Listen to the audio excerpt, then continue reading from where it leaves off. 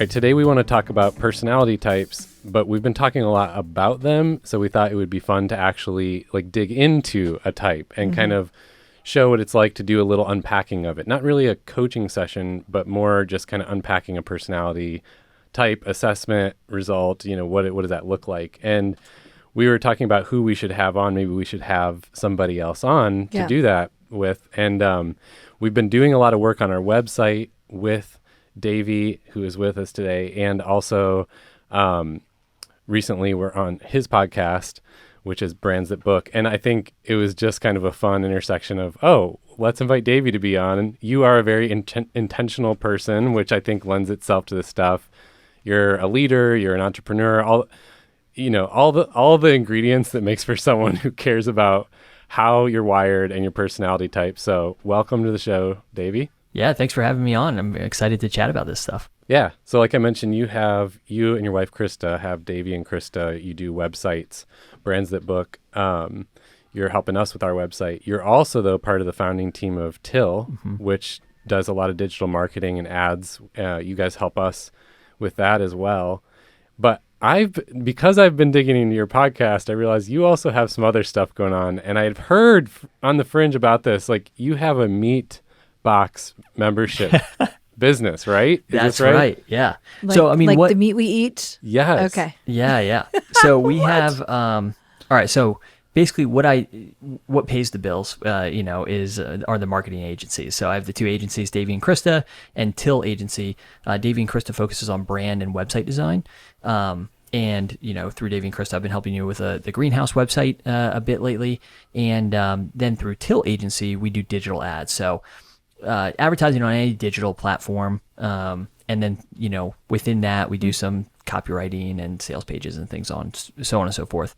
But I live out here on a farm in Lexington, Virginia, and I farm with two good friends of mine. And we sell the meat from our farm in a subscription box. So basically, so cool. Yeah, people can sign up, become a member, and they'll receive a monthly or bi-monthly box of meat. There are a couple different options. Our most popular option is just an assortment of beef, chicken, and pork, but it's all raised here on our farm. And there's other options. You can get a one-time box, but that's farm-fed box. Farm-fed box. I'm totally signing up. I love it. So many people love that stuff. They love that it's that's in their state or it's local and that it's right from a family's farm. Yeah, and it is cool. Like we raise everything in an ethical and sustainable way. It's all regenerative farming practices. We rotate each of the animals across fresh pasture each day. So it is. I think it's important to us to feel connected to our food and to feel like, I think there's so much bad information out there about meat in general, and this misconception that it's like really bad for the environment and animals are mistreated. And there are certainly ways that you can farm that are bad for the environment and bad for the animals and bad for you, but we farm in a way that I think is good for us, good for the environment, good for the animals. And it's funny. I mean, one of my partners is, he's the actual farmer of the trio of us, a good friend of mine. And him and his brother really have a lot of farming experience. I like to say that I'm a guy who farms. I'm not a farmer. I'm a guy who farms. It's kind of like running. Like I love running. I can feel that difference. Right? There's a little nuance there. I love running. I'm a guy who runs though. I'm not a runner. Yeah. And there is a very nice, maybe nuanced, but serious difference between the two. That's a good distinction. Well, that's cool. Sorry, I feel like I went on about that. That's something that I'm passionate about and really excited about lately. It's been fun to see that grow. Yeah, and I'm sure you could talk for hours about it. That's cool. That's really cool. I'm going to try it out. I've been working on my grilling game lately, so I want some high quality meat. But I just think send me a note. I'll customize your box. Yes. Make sure you're hooked up. I know you will. It's unfair because you know about marketing and now you have a product to market. You can just do the whole thing, A to Z. Well, we're not here to talk about meat boxes, although I feel like maybe we should shift. I kind of like that it's real, tangible, and we know exactly what we're getting. Yeah. Yeah, that would be fun to sort of discuss personalities within the context of the Yeah. farm. Okay. You know? Next time. But I feel like Next that time. episode, you all need to come out to the farm. That's how we discover Yeah, people's right. personalities. You know, I've got this recently trying to load a boar up to haul him across the farm. Okay. And, you know, I mean, I was tossed 8 feet in the air, you know, and you really get to see people's personality in like situations like that. Yes, you So, are a guy who farms. Yeah. Yeah. But you also got tossed in the air by a boar. Yeah. You're a guy it who has happened. been tossed by a boar. They're it's, very dangerous, I hear. Very.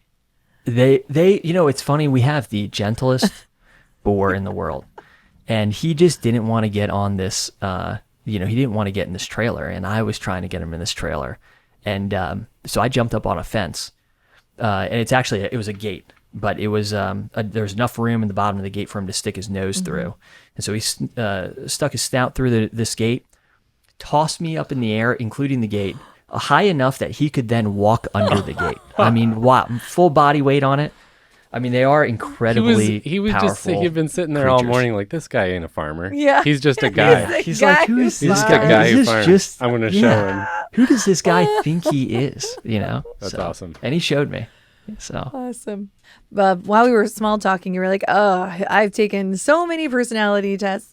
And, you know, I feel like for as much as I've taken, maybe I should know more. That was a little bit what I heard. And so my first question to you is just like, what stage of life did you become even interested in taking personality assessments? And then which ones?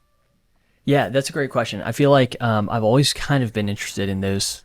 I mean, aren't we all to a certain extent? Like I remember in high well, school, we took Some hate it. So I'm going to say not all. So I have a lot of thoughts on this. I definitely have some skepticism when it comes to taking personality tests. One of the things I think I struggle with is projecting what I would like to be, you know? Of course. So Yeah. it's like, are you organized? Well, of course, you know, but if you ask my wife, she's like, but really, are you? So, you know, I think that's one of the things I struggle with when I take personality tests, but I've always been interested in tests that kind of reveal maybe a little bit more about who I am and how I interact with others. And I remember, you know, even in high school, you take those tests that tell you like what job you should have when you grow up. I don't believe in those nearly as much. My wife, when she took that test, said she should be an accountant. And to a certain extent, she definitely has that mind, but she is so creative, and I could not imagine her being fulfilled as an accountant, you know? And nothing wrong with being an accountant, but for her specifically, I can't imagine her being fulfilled in that. So personality tests, I think mostly, you know, kind of as I jumped on more of my entrepreneurial journey. So 16 personalities is something that we have our entire team take. And it's mostly just for fun and conversation. I did this leadership program a few years back, and, you know, that was a big portion of it was the Myers-Briggs test. And they had their own stuff like as well. And then the Enneagram, I've taken a test. I still don't really understand the whole Enneagram thing. I know I'm an 8. I don't know what my wings are. I don't really even know what wings are, outside of the ones you find on a plane. To eat. Yeah, yeah, exactly, and delicious to eat. But yeah, I think to summarize my skepticism with personality tests is one, I think I struggle projecting what I want to be. And then also really understanding the practical ways that it comes into my life, right? You know, it's like you take it and you know, oh, that's interesting. You know, you have that conversation with your wife or your coworkers or whatever. But then, you know, it's like kind of as time goes on, I just kind of forget about it. Yeah, what your tendencies are, things like that. Those are two great talking points. So what I'm hearing you say too, though, is that you really piqued your interest as you started to move more into the entrepreneurial circle. It wasn't necessarily like something you did early 20s because you were trying to figure yourself out. It was more like as you were walking into that solo space. Exactly. Yeah, I corresponded with entrepreneurship. There's another one that I took as well. It's one where you get results like woo and Oh yeah. you know what I'm talking about? Woo? I have woo. Yeah, I remember. It's along the line of Strengths Finder. Yeah. Yeah. Okay. I also remember like an early summer job where they made me take one and said, "You have woo." It was like a very serious meeting. You All right, have here's woo. here's your outputs. So you are woo. Like, oh Right. yeah, Yeah. totally. Like, I'm trying to shake my head. Like, Yeah. yeah, Yeah. yeah. Woo. Got it. Whoa. Well, I'm going to speak to those 2 points. I'm just going to talk about those 2 points that you actually made. And I actually have your Myers-Briggs results because you sent them to me, but I'm going to coach around that a little bit as well. But the first thing you said was struggling with projecting what I wanted to be. It really, actually, thank you for saying that, because it's while it gives people angst, it's actually good for people to know that the reality is we can really make the results whatever we want them to be if we really Sure. try hard. But, like the longer version ones, it's harder and harder to trick it. Like Myers-Briggs, if you do it versus 16 personalities, that's like just 20 questions, whereas Myers is 96 questions. So it's harder and harder to trick it because it goes in circles and you're like, oh, your true self starts to come out. So it's good to just remember that it is a psychological assessment. It's not scientific. So you can come out as something you are not really. Sure. So, and I do think that people have think about how hard it is to be really honest with yourself. Like about how, organized to what spectrum compared to who, things like that. That's where the thing lies.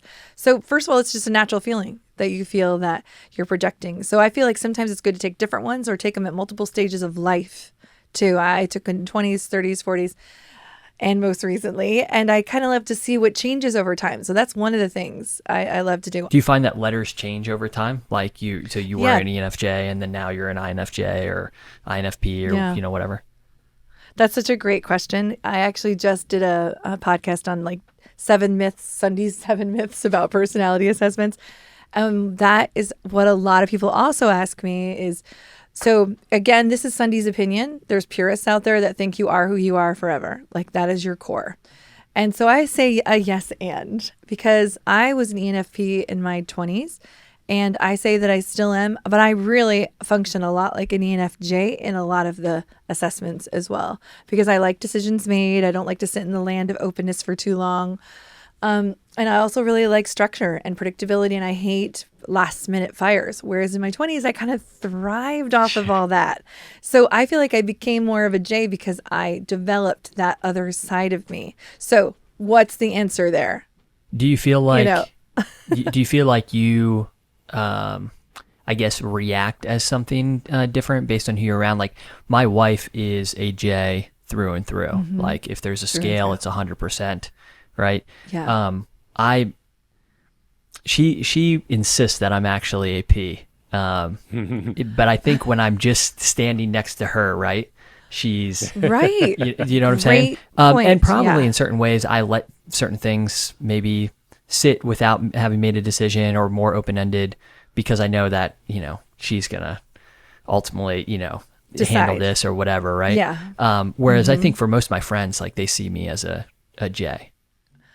Isn't that an interesting perspective? I love Yeah. that you really called that out too, because if we do compare ourselves to our partner, well, Steve knows this. I'm also married to a P that's so far a P that it's ridiculous. He could like fall off the cliff. So I think that I stand in the lane of J a lot in my family and in my household and with him, because just like you, with that lens, he's so far over there, it pushes me into the J zone. Yeah. Yeah. Whereas I think I would agree that a lot of my friends see me more as an ENFP. Yeah. And I think it can depend on scenarios Yeah. as well, which is what I like about assessments like Myers-Briggs, where there is a spectrum for each Yeah, I letter, like and they're all that. That's what I multiple like. letters where some of them that just place one number on you. It's, I think, 2 boxed in. Because, Yeah. there are probably scenarios, Davey, where you're more J than others. Have you ever pinpointed any of those areas where you might be more J versus more P? We should probably talk about what those mean, Yeah. by the way. Yeah, I guess I'll just call that out very quickly before I answer that. J is judging and P is perceiving on the Myers, which basically in a nutshell, if you were to summarize, how do you assess those 2 letters? It's how do you kind of plan and predict and organize your outside life? That's really, it's a lot about that. So P's love spontaneity. They love to write in pencil, is how I kind of joke, because they're like, I can quickly erase it and change the plan. They like to commit more last minute.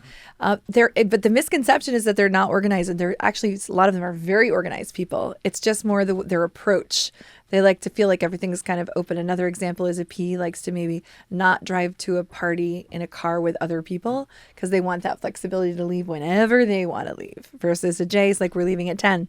Sometimes J's are a little bit more like, they like predictability, a little bit more structure. I always say J's like a little bit more of decisions made. Instead of sitting, they don't like sitting in the land of indecision for too long. And they also like to avoid last minute pressure by planning for those pressure points. So there you go. Yeah. Now go back to your question. Yeah, you are P. Even the way you described J and P is very P. You're like, they like a little bit more structure. Yeah. A J would be like, no, they like structure. 100% structure. But I like that about, so true. I mean, we're not truly doing a coaching session here, but if in a true coaching session, sometimes the best part is like, oh, wait a minute, but the way you just said So that true. or your body language actually revealed. So anyway, Davey, do you feel like there are areas, one or the other? Yeah, it's interesting. I run a few different businesses, and so again, like one of them is with my wife, and so there's certain things where I just feel like, well, yeah, she'll plan for that, or she'll take care of that. And there's other businesses where I have to step into that role, and I very much realize like, okay, we can't, this is a level of spontaneity that I don't like, over here. So I definitely feel like I react to that a little bit. Again, going back to an example of my wife who, it's like, we were going to a concert the other night, and we're at the concert, and we go to bed pretty early. And, it rolls around at like 10 o'clock. And for her, it's like, well, this is when we planned, like, this is when we go to bed, it's like, are we going to stay? I'm like, we are going to stay because we're adults. And if this goes long, that's fine. Like that's just go with the flow for, for a minute. Like it's going later than we thought. So, But she really it just is a security for her sometimes to lean into those routines. Oh yeah, for sure. Yeah. And I especially, and I get it, especially with young kids and all that. So yeah, absolutely. With kids, I depended on my schedule a lot with kids. I will say that I really love, to an extent, going on a vacation with some sort of J in the group. Yes. I do, because I'll just pause right there. What do you think I kind of it brought up just something from so Steve and I's conversation on my podcast. We talked about our friend Ryan, and I love that we're mentioning him in both episodes. I told Ryan we mentioned him in our other episode, but I wouldn't tell him what we talked about. But I mean, we were talking about we have a mutual friend who is wait a minute, Davey. This is your way of cross promoting to get people to go. That's right. To both podcasts. Right. You're so smart. But in all seriousness, we have a mutual friend who's a J, and it's like you want him to be planning this trip, because he's gonna know where everything is and what all the different things that you can do and the best deals, whereas I'm just gonna show up. My favorite part about him in that scenario, and yeah, my wife Ashley's the same. Like it helps me to be able to do what I want to do, which is just chill and relax and not have to plan because she's the planner. Well, Ryan is the guy. He's too gracious though. He'll be like, okay, yeah, Davey, how long do you think it takes to get there? And you'll be like, I don't know, 2 hours, 2.5. And then he won't say anything, but inside he's like, no, it's 2 hours and 52 minutes. That's what he wants. And then he's right. Oh my gosh. Yeah. But I always wonder, like, have you ever asked your wife, who is leaning towards a very strong J, if that ever exhausts her, that people kind of depend on that J to make the plans all the time? I always wonder, do they want to break from it, or is it really, truly joy, Yeah. Yeah. I think, I mean, that's a great question, because there's sometimes where, like, I'm thinking of all the time she's like, I just need a break, so obviously she said those words before. But I think on a planning front, like, she just can't help herself, it's like, there is no, you can't just be like, hey, yeah, you can't plan for this, it's just, and it's not enjoyable for her, like, we're about to go on a family vacation and she has her Google Doc of all the things. And I think if I told her she couldn't do that, that would probably be a source of huge stress for her. So it's like, that's not the break she's asking for. It's a different kind of a break. That's actually not the right one to pull. No. Yeah, it's interesting. I think she enjoys it on that, on that front. I do think though that for her, like, she's expressed to me that, like, hey, it would be great if you help me with this doc, like, And it's not so much, I think, that she needs the help with it. And I'm just processing this out loud, so this might be wrong. Sure. It'd be interesting if she came up here and was like, no, that's not actually. But I'd like a mic, please. Yeah, feeling like I'm in it with her, It's less like that it's exhausting for her to do the work and probably more that she just wants me to be in it with her. She wants you to be in it. Yeah, absolutely. Yeah. Interesting. You're both on the J side. So one of the benefits there is I hear that a lot of times P's and J's approach their weekends very differently. So we're talking I'm moving into a little bit of that practical side there, which I have a perspective there, but I just want to throw this one out since we're killing the J and P talk, right? They approach their weekends differently. And sometimes partners can fight over the weekend or not have the best weekend if they don't really understand each other's perspectives, because J's really like a plan in advance. They even like their downtime planned sometimes. And they also like decisions made about the weekend. So, and they also have a list of things to do, and they would like those things done a lot of times, right? Whereas you can imagine the P side has a general plan, but they'd really are totally okay if it changes. Their to-do list is sometimes narrowed down, but sometimes a little still flexible as well. And in fact, they really get frustrated when you try to plan their downtime. They want their downtime to come a little bit more spontaneous. So can you see how just relationship-wise, just that simple concept, and it shouldn't be like, all right, well, now we're screwed. No, actually, now you're in a good place because you're talking about it, understanding, and so it's all about compromise. Yeah. So a J needs to say something like, all right, here's what I would like to do. Pick two. Of my huge list, pick two. And then the P's and then the P might say, you got to commit to two for that relationship, right? But to meet each other a little bit halfway instead of it being all J of a weekend and all P of a weekend. Any thoughts there, you guys? We've had this exact argument where I'm like, it's Sunday morning. I'm just sitting here. I don't have a plan. Yeah. There's no plan. Why are you asking me about a plan? Yeah, right. Yeah, it's a huge source of tension for us too. And we finally, after like 15 years, just started talking about that dynamic. And so that's the thing to me is for so long it can just be a problem and you don't even know why, or you don't know, or you can't deal with it because it's just happening over and over again. And yeah, for me, I'm more the extreme P. Like what makes a weekend relaxing to me is the fact that there's no plans. And that anything can happen. And what makes it stressful to her is that there isn't a plan. So where I get to is like, if it's in a relationship like this, how is this ever going to work? Yeah. Like this seems to be fundamentally conflicting, right? Yeah. And no one's talking about it this way, but this is how it happens for most because opposites attract. So it's like, okay, we got to actually like be aware of and then be able to talk about it, or it'll just be constantly a problem. So that's what I actually love about personality assessments, no matter which one you take. And I really am a fan of Myers. I know a lot of people have been steering more towards, like you said, Enneagram. That seems a very popular one right now. However, the reason, to your point, that I love them is that it gets people talking. That's really the point. So when you ask me like, well, how does this like practically play out in your life? I think that the most practical thing outside of, first and foremost, just slightly learning a little more something about yourself. I mean, usually you already know yourself. It's more like now it's in paper and you're like, oh yeah. And it calls a little bit of your strengths and weaknesses out. But where I really love the practicality piece is that it makes me the goal is so that I can use it as a tool to understand others. So that life is better. My work, the people I work with, I feel like because I know what a J and P lean towards, naturally now I can kind of pick up on those signs now. And I think, oh my gosh, this coworker needs me to back off with pressuring on this decision. You know what I mean? Or if a J is working, if the J's need to say, hey, I just need this deadline to be by next Friday. So see, it's like you lean into understanding, same thing with a relationship, instead of just not getting along. That's what I love most about them. Yeah. That's what I love. Yes. So your results, I'm just going to go ahead and share what yours were on the Myers-Briggs. Sure. You were an ENFJ, which did you already do that like search where like, who are the famous people who are your type? No, I actually, it's been a while. I think when I took the test, it tells you, right? It's like, oh, it does. So is so-and-so. I can't remember I think Barack Obama is an ENFJ for sure. Yeah. And I also think Oprah. Those are the two that are standing out to me for very different reasons. But notice that they both have a lot of charisma.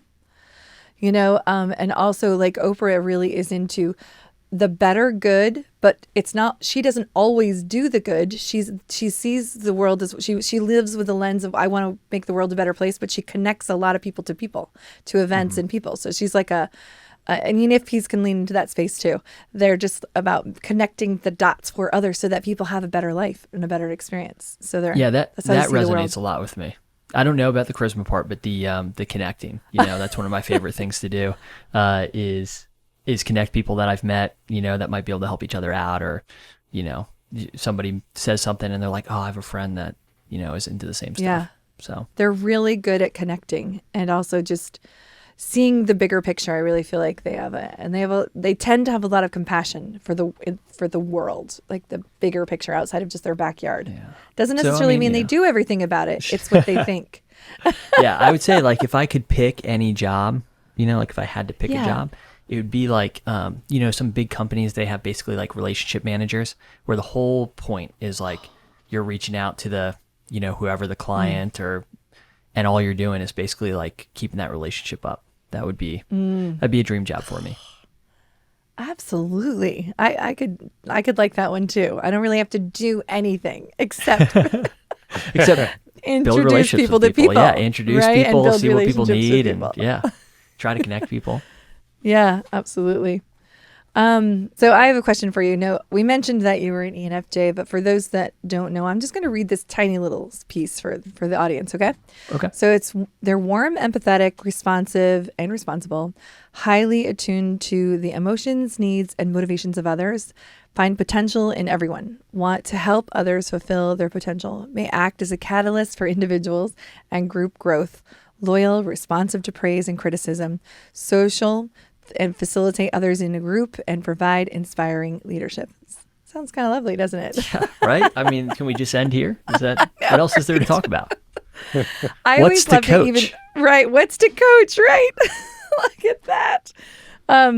Did most of that resonate, or was there any line that I read that just felt like no way? It's weird because I feel like that was very, very kind, description of, if when we get into like the strengths and weaknesses, there are things about both the strengths and weaknesses where I feel like I can pinpoint and be like, yes, that's, I feel like is absolutely true of me, or that's really important to me.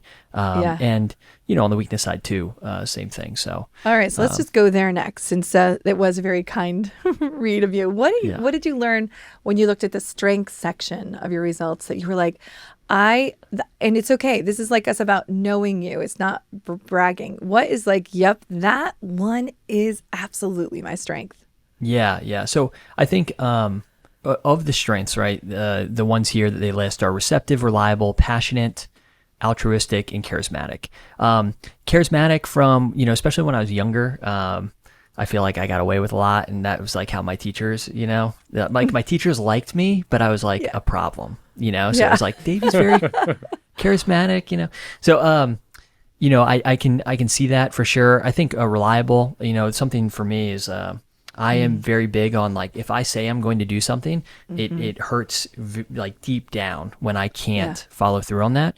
And then I also feel like I hold other people to that same standard. It's like, I was just thinking that. I was like, that would be great for your team to know and your partner to know, because that means you value it. So just know that you would really like to see that reciprocated.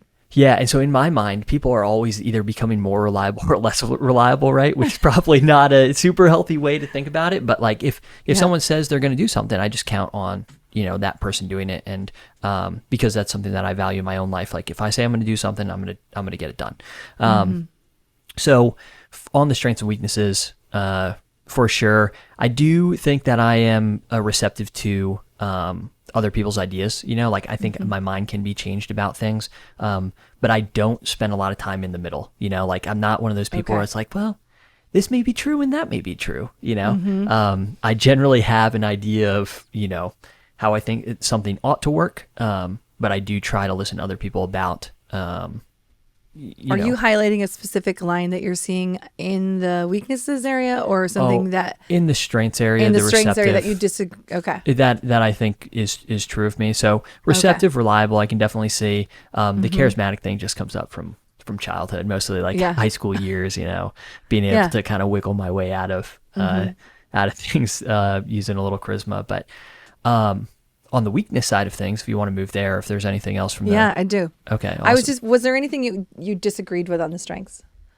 No, I mean, Okay, some of they this were other pretty- stuff, I mean, like, it's not that I don't think it's true. Like, I like to think that I'm altruistic, but I'm not going to sit here and, Say. It's like somebody being like, I'm just so humble, So humble. I know. Right. Okay, so yeah, move over to the weaknesses. If you were working with your team or someone, what would be something they would really need to know about you? Oh, I think two things that stick out is intensity, and I think that can lead to maybe coming off as condescending as well. So those are the two things that I think when I look at these weaknesses, I think that they are pretty much spot on.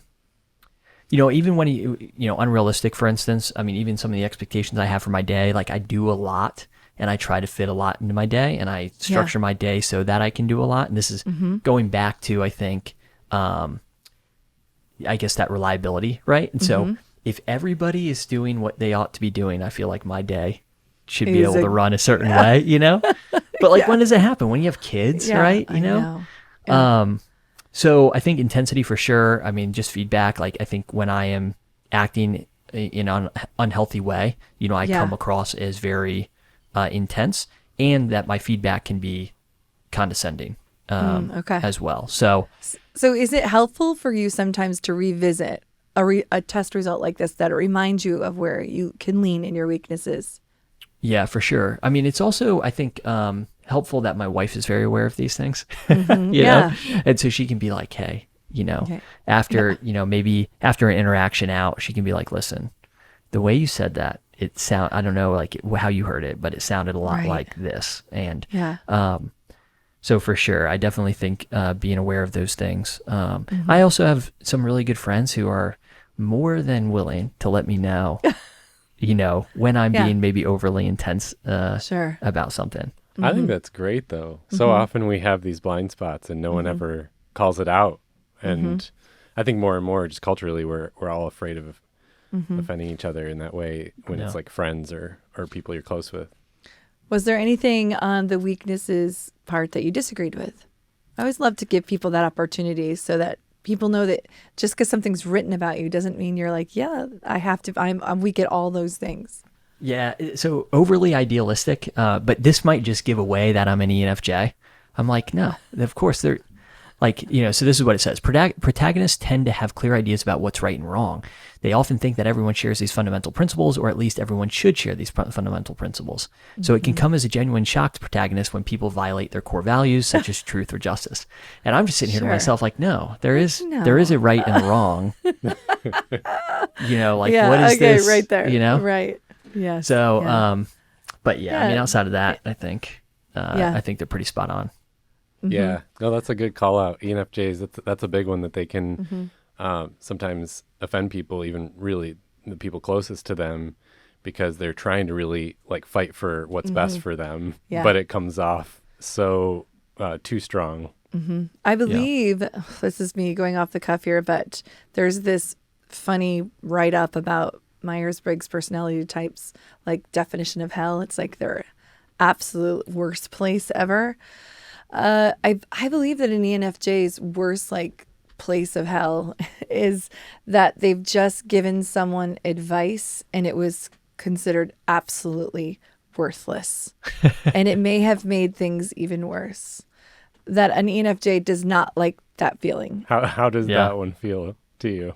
Yeah, I think for sure that could be, and I think, I'm just thinking, like we have a high school intern, and she had mentioned something like, I hope this year flies by or something like that. And I was just saying to myself, like, no, you don't. No, you don't. Like, here's my advice, and I feel like in situations like that, where it's like, I just like, trust me when I say this. This is the, this is the case. So when somebody's like, no, that hurts. You're like, what? Yeah. And ENFJs do love to lean into giving advice. They do. Often the advice is good, but it's not always the right time, nor does the person want to hear it. Sure. Yeah, absolutely. But see, let me call this out because I do think this is true of you, Davey.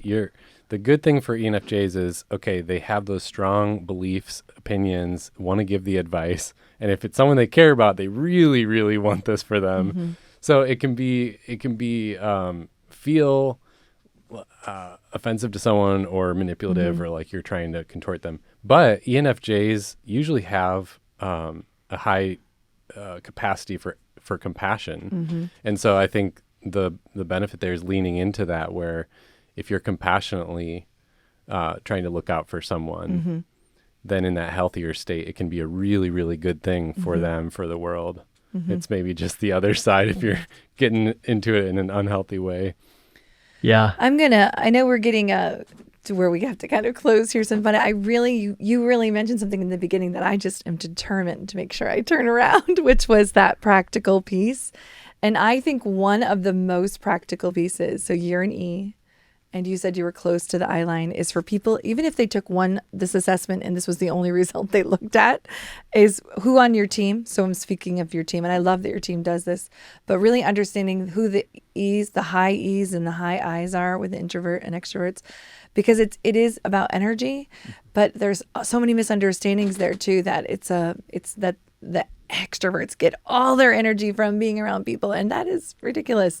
And that I's totally get their energy completely alone. You just even said that you need a little bit of both. So, but on a team, how this really plays out, that we've talked mostly about in the EI lane, is that extroverts, you even did it a few times. You were like, well, I'm just kind of thinking out loud, is that they do their best thinking out loud. And that teams need to know that just because you're thinking out loud doesn't mean you've decided anything. Yeah. That you're just thinking. Whereas I's often hold a lot in. And when they do speak their thoughts, they're a lot closer to a decision than you might realize.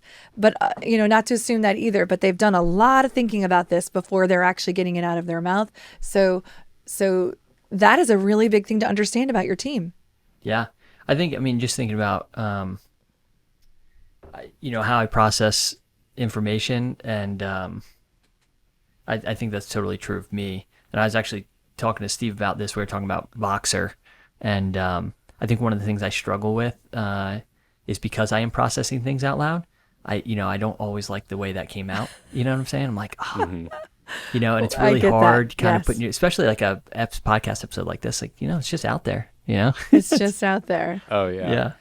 And thanks for that reminder. I think it's really helpful for me. I found that writing something down prior to speaking it, and partly to avoid issues like that, especially if you're in a position of leadership, and it's like, I think being a verbal processor is fine in most situations, but there's definitely some situations where I don't want to go into this meeting or this conversation and having not processed something, Absolutely. beforehand. So I do think it's really helpful to understand.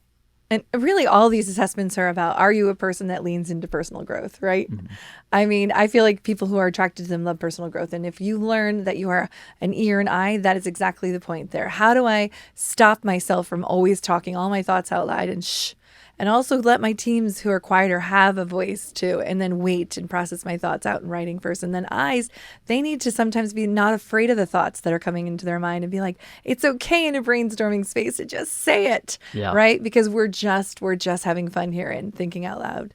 And so leaning into both sides is really the bottom line. Whatever you are learning, whatever assessment you're taking, think through the lens of, well, what is the one strength that I'm like, oh yeah, that maybe I need my team to know? What is the weakness that you're like, oh, they definitely need to know this too? What can I personally grow of? But really, how can I start to use this as an assessment to notice others so that I can be a better communicator and person for those that I work with? Yeah. And I think what we need to do is we need to have our team go through it again. I think it's one of those things where like to revisit it. Yeah, what we've done in the past is we have people take it when they come on board, but it's I think it'd be more helpful to take it as a group and then have space to actually chat about it a little bit more. And then again, just processing out loud here. But as far as I think as far as remote work goes, maybe it becomes more important and not less important. I think something that I'm thinking is, I've always maybe treated it as less important for remote work because everybody's kind of in their own space, and it's like, well, they can act in your own space, you kind of act however you want to act, like if you have a messy workspace, it really doesn't impact anybody else, right? But now that I'm thinking about it, it's like, well, like an extrovert might want opportunities to really connect with others and might feel, uncomfortable with, without some sort of personal connection, just working online, slacking people all day, or something along those lines. So 2 things that I'm hearing you say in closing is that, so instead of just having the new individual that's been hired just kind of sit in the results for their own good or passing it around, that those who are already a part of the team should also share their results, and it should be more of a group conversation, even if you summarize it down to like 4 key questions. And then the other thing I heard you say is that I've heard so much consistent research about, especially from Adam Grant's work, is that the more remote we are, the more we actually need to know about each other. Sure. Because it doesn't come as natural as it does when we're in the spaces now. So we really actually need to take more time to be proactive about truly knowing who people are and what they need, especially when we onboard them, than we would even if we weren't in an office. Yeah. Yeah. Any other final thoughts there? Was this helpful too? What was helpful? How about that? What was helpful about revisiting it, maybe from a different perspective? Yeah, no, I think just those, kind of insights towards the end here, where thinking about how maybe it could help the team, and I mean, even just being a point of connection for the team, like this being a point of conversation, and making some time for that. I also think too, especially around conflict, it's just helpful to know yourself and I'm thinking through some of the weaknesses, right? Like the intensity and maybe coming off as condescending, I think I could see how it would be helpful to, maybe put it in my calendar and say once a month, I'm going to come back to these results, if for no other reason, just to kind of remember, what you look like, maybe when you are healthy and what you look like when you are unhealthy. And I think that would be super helpful for me. And that there is a J thought. I love that. That was an awesome closing. I'm going to put it in my calendar to revisit. Only way it gets done. In my calendar or my inbox. If you drop out of the calendar or inbox, it's never going to happen. I love it. Well, thank you so much. Thanks, Davey. Any closing thoughts from you, Steve? We good to go? All right. Thanks for visiting this with us, and have a beautiful day. Yeah, you too.